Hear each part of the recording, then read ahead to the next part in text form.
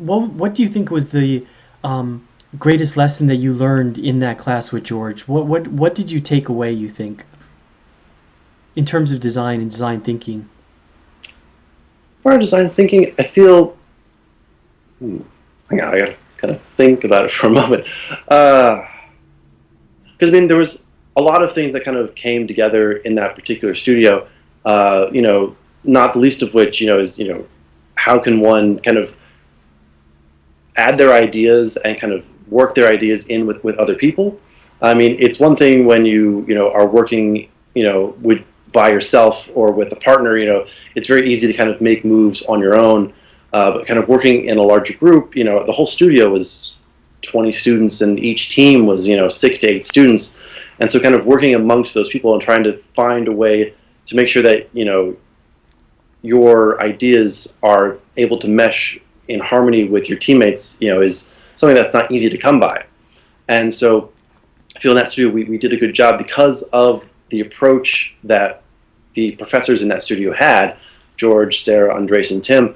They were able to kind of, the structure of that studio was very easy for us to kind of mesh all of our ideas together, where everyone still held authorship. And I've worked in groups in the past where, teammates are just at each other's throats because they feel that someone's trying to take over the course of the design, or they feel that their voice isn't getting heard, or there's always the kind of the contrast and competition of wills and egos and ideas. That to have a group of that large and have all those ideas come out of that group and still have us all work together and be friends and work so well together, that is a testament to the approach that the thought process and the way that the class was structured.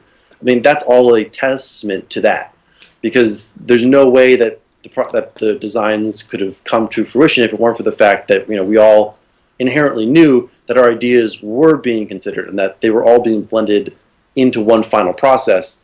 And so, like I said before, it's we all were able to claim authorship, but no one could.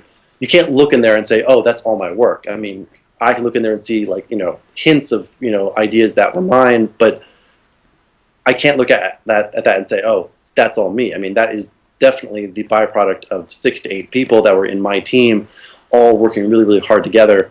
And at the end of the day, I can still say, yeah, that's my project, but I can't, decline the fact that 8 people, it's our project. I mean, it was never mine.